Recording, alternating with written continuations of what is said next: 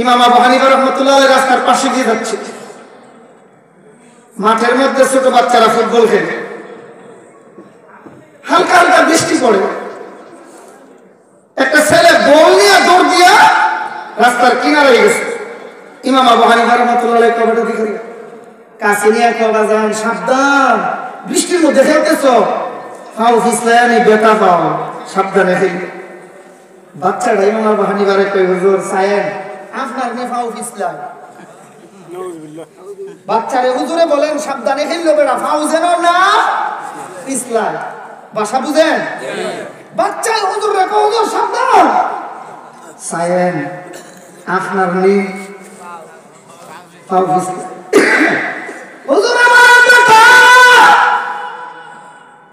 আমি তো খেলাম না, আমার কেমনে পাও ফিসলাবে? ছোট বাচ্চা কই, হুজুর আমি এই ছোট্ট মাঠের খেলোয়াড়, আপনি তো তামাম বিশ্বের মাসআলার মাঠের খেলোয়াড়। আল্লাহু আকবার জোরে কোন। আমি যদি পাও পিছলাই হয়তো দাঁত ভাঙবে, হয়তো হাত ভাঙবে, নাইলে আমার দাঁত ভাঙবে, এর চেয়ে বেশি ক্ষতি আমার হবে না। আপনি ইমাম আবু হানিফা, গোটা জগতের ইমাম আপনি, আপনি নেতা, আপনার যদি পাও পিছলাই গোটা বিশ্ব জগতের ক্ষতি হয়ে যাবে। সুবহানাল্লাহ। আপনি তো উপরে আছেন, আপনি ঠিক পথে চললে বাকিরা এমনিই ঠিক পথে চলবে। আমাদের মূল কথা, হেদায়েতের চাবি কার হাতে? আল্লাহর হাতে। আল্লাহ ওয়ালাদের সহবতে গেলে আল্লাহ হেদায়েতের পথ ইমানদারের জন্য সহজ করে দেন, বেঈমানের জন্য আল্লাহ ওই কলবের বন্ধ দরজা খুইলা হেদায়েতের নূর ভিতরে ঢুকাইয়া দেন। এই মর্মে আমি বুঝাতে চেয়েছিলাম, মাওলানা কালিম সিদ্দিকী এবং মাওলানা তকি উসমানী দামাত বারাকাতুহুম পাশাপাশি মাওলানা জুলফিকার আলী নকশবন্দি হাফিজাহুল্লাহর একটা কথা শোনাতে চেয়েছিলাম। কথাটা হলো এই, তিনি খুতবাতে জুলফিকারের তৃতীয় খণ্ডে লিখেন, ভারতের মুসলমানেরা দীর্ঘদিন ধরে একবার এক মসজিদে নামাজ পড়ে আসছে। তিন সেট মসজিদ। কি মসজিদ? সবাই বলেন, বলেন কি সেট? তিন সেট মসজিদে নামাজ পড়ে আসছে। তারা একবার পরামর্শ করলো, আমরা আল্লাহ যেহেতু তৌফিক দান করেছে, কিছু টাকা পয়সা উঠাইয়া আমরা এই মসজিদের টিনগুলি পরিবর্তন কইরা একটু যদি স্থায়ীভাবে বিল্ডিং নির্মাণ করতে পারতাম খুব ভালো হইতো। পরামর্শ কইরা কালেকশন করছে, মালামাল উঠাইছে, মালামাল আনছে, আইনা হাজির করছে সামানপত্র। এবার বিল্ডিং এর কাজে ধরবে, মসজিদ নির্মাণ করবে। হিন্দু ধর্মের লোকেরা ঐক্যবদ্ধভাবে একত্রিত হইয়া মুসলমানদেরকে বাধা দিছে, এখানে মন্দির নির্মাণ করব, মসজিদ নির্মাণ করতে দেওয়া হবে না। নাউজুবিল্লাহ, সবাই বলেন। মুসলমানেরা জিজ্ঞেস করে, কেন? হিন্দুরা জবাব দেয়, এই জায়গা তো আমাদের, তোমরা তো মাত্র অস্থায়ীভাবে অনুমতি নিছিলা, তিন সেট ঘর বানায় নামাজ পড়বা, এখন যে দেখা যায় দীর্ঘদিন ধরে পড়তে পড়তে যেন তোমরা নিজের জায়গা হয়ে গেছে মনে হয়। জায়গা আমরা, মুসলমান কয় আমাদের, হিন্দুরাও কয় আমাদের। কারো কাছেই কাগজপত্রের উপযুক্ত মজবুত কোন ডকুমেন্টস বা দলিল ছিল না। একদল আরেক দলের বিরুদ্ধে কোর্টে মামলা দায়ের করেছে, মামলা চলতে আছে, সামানপত্র উপস্থিত, কাজ করতে দেওয়া হয় না। 144 জারি করা আছে, কিন্তু এখানে কাজ করতে আর দেওয়া হয় না। দীর্ঘদিন পরে একদিনের ওয়াকিয়া, এক হিন্দু ভদ্রলোক চায়ের স্টলে বসে বসে চা পান করছে। এমন সময় এক মুসলমান চায়ের স্টলে গিয়ে ঢুকছে, ঢুইকা বলে, ভাইজান, আপনাদের মধ্যে আর আমাদের মধ্যে একটা দ্বন্দ্ব দীর্ঘদিন ধরে চলে আসছে, এটার কি নিরসন হবে না? সমাধান হবে না? হিন্দু লোকটা বলে, হ্যাঁ সমাধান হবে, আমার কাছে সমাধানের একটা সুব্যবস্থা আছে। আমি সংক্ষেপে বলছি, একটু খেয়াল করে শুনবেন। মুসলমান লোকটা বলে, ভাই আমরা তো মুসলমান, ইসলাম ধর্ম গ্রহণ করেছি, আমরাও সমাধান চাই, কারণ ইসলাম ধর্মটাই হলো শান্তির ধর্ম। বলেন, ইসলাম ধর্মটাই হলো শান্তির ধর্ম, এই জন্য আমরা শান্তি চাই। ভাই একটু বলে দেবেন কোন পথ অবলম্বন করলে তাড়াতাড়ি সমাধান হবে? হিন্দু লোকটা বলে, হ্যাঁ বলবো। আপনাদের মধ্যে একজন বয়োবৃদ্ধ বয়োজ্যেষ্ঠ আলেমে দ্বীন আছে, মুরব্বী মানুষ।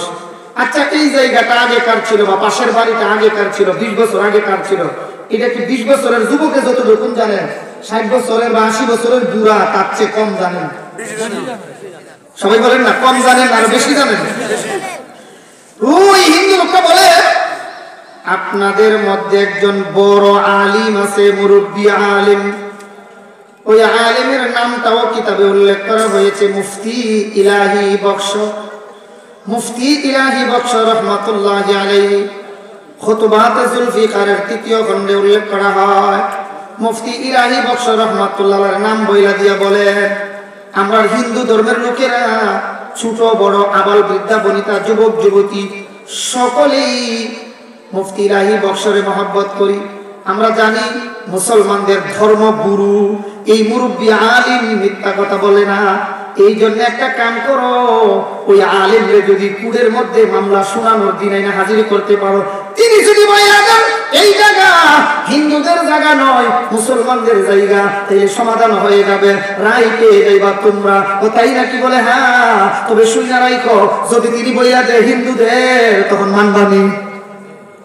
কথা মনে বুঝাইতে পারছি না, বুঝছেন? মুসলমানরা সবাই কয় হ্যাঁ মানতে বাধ্য, আমরা মানতে রাজি। ভাই এই এলাকার হিন্দু ধর্মের লোকেরা যদি বলে মাদ্রাসার শাইখুল হাদিস বা মাদ্রাসার উস্তাদ বা মুতামিম সাহেব আমরা হিন্দু ধর্মের লোকেরা মানি, তোমরা মানোনি, মুসলমানরা আমরা কি বলবো? আমরা মানি না। মানি কইমো, বরং বলবো তোমরা মানলেও মানি, তোমরা না মানলেও মানি। কথা বলেন ঠিক কিনা? তাইলে ঠিক আছে, উনারে এবার জানানো হলো আপনি গিয়া সাক্ষী দিলে আমার মামলাটা শেষ হবে। তাই নাকি বলে, হ্যাঁ আপনি সত্য কথা বলবেন, বলে আমি সত্যই বলবো। উনাকে নিয়ে কুড়ে মামলা শোনানোর দিন হাজির করা হলো। উনি কুড়ে দাঁড়াইয়া হাকিমের সামনে সুন্দর করে উনার কথাটা উনি বললেন। আর হাকিম যিনি বসা তিনিও কোনো মুসলমান নন, তিনি একজন খ্রিস্টান।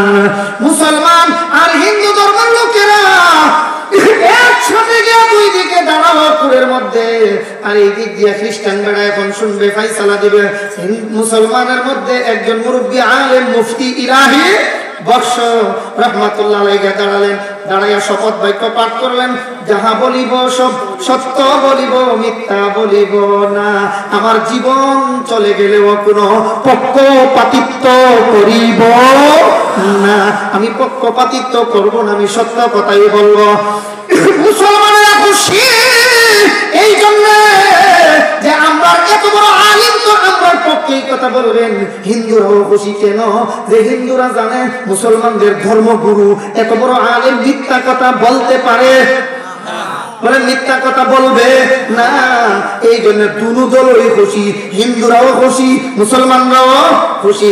কিন্তু তিনি তো দাঁড়াইয়া এক বাক্যে বলে দিলেন, যাহা বলিব সব সত্য বলিব, মিথ্যা বলিব না, আমার জীবন চলে গেলেও কোনো পক্ষপাতিত্ব করিব না। এই কথা বইলা তিনি বলেন, হাকিম সাহেব আমার জানা মতে এই জায়গা কোনো মুসলমানের জায়গা নয়, এটা হিন্দুদের একজন বড় ঠাকুরের জায়গা। আল্লাহু আকবার জোরে বলেন। সাথে সাথে আবার ওই ম্যাজিস্ট্রেট হাকিম সাহেব ফয়সালা দিলেন 3 কথার উপর। বলেন কয় কথার উপর ফয়সালা দিলেন? 3 বাতি পর ফয়সালা দিয়া হাকিমে 3 কথার উপর ফয়সালা দিলেন। 1 নাম্বার মুসলমান হার গাই, 2 নাম্বার ইসলাম জিত গাই, 3 নাম্বার হিন্দু নেরাই পাই। এবার বাংলা বলি, হাকিমে ফয়সালা দিলেন মুসলমান হেরে গেল। বলেন আমার সাথে, মুসলমান। আর সবাই বলেন মুসলমান, আবার বলেন মুসলমান। 2 নম্বরে ইসলাম জিতে গেল। আল্লাহু আকবার বলেন। মুসলমান হেরে গেল, ইসলাম জিতে গেল, হিন্দুরা রাই পাইল। এবার ওই হাকিমের সামনে হিন্দুদের বড় ঠাকুর একসাথে দাঁড়ায় কয়, হাকিম সাহেব কেমনে ফয়সালা দিলেন? মুসলমান হারলো, ইসলাম জিতলো, হিন্দুরা রাই পাইল। রাই পাইলাম আমরা, হারলো মুসলমান, জিততে গেল ইসলাম। এটা কেমনে বুঝলাম না। কই বুঝতে চাও? বলে হ্যাঁ, এমনি বড় আলিম রে মুফতি ইলাহি বক্সরে জিগায়, আপনি জানেন না সত্য কথা বললে যে আপনার দল হেরে যাবে, আপনি কেন এই কথাটা বললেন? আপনার দল হারবে, আপনি জানেন না? আপনার সাথে বলে হাকিম আমি জানি আমার দল হারবে সত্য কথা বললে, এরপরও আমি এই কথা বিশ্বাস করি আমার দল বড় নয়, ইসলাম বড়। আল্লাহু আকবার। আমার দল বড় নয়, আমার ইসলাম বড়। আমি জানি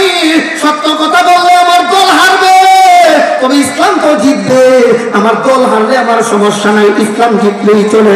এমনি কাফিররা হিন্দুরা সবাই দাঁড়ায় ডাক দিয়া কয়, হাই রে রাই ভাইরান আমরা হারলো, মুসলমান জিততা গেল।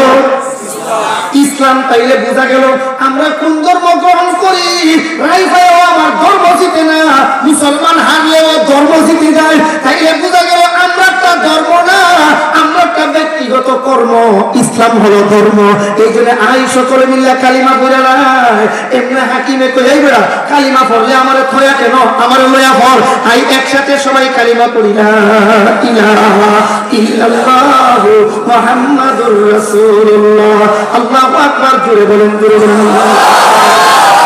ওই আল্লাহর সুবহান হিন্দু যাওয়ার কারণে আমার আল্লাহ সুবহানে আহলুল্লাহর বরকতে, মুসলমানের বরকতে হিন্দুদের অন্তরের বন্ধ দরজা খুইলা হেদায়েতের নূর আল্লাহ ঢুকায়া দিবেন। তাই এবার বুঝা থাকলে কোন হেদায়েতের কয় অর্থ? দুই অর্থ। ইয়া তো করে ঈসা আলাইহিস মাতলুব একটা হলো দেখাইয়া দেওয়া, আর একটা হলো পৌঁছাইয়া দেওয়া। দেখাইয়া দেওয়া বান্দার কাম, পৌঁছাইয়া দেওয়া আল্লাহর কাম। যে কোন ঠিক কিনা? দেখাইয়া দেওয়া কার কাম? পৌঁছাইয়া দেওয়া আল্লাহ তাআলার কাম। এই আমরা সারা কথা থেকে বুঝলাম হেদায়েতের চাবি নবী রাসূলদের হাতে দেওয়া হয় নাই, চাবি একমাত্র কার হাতে?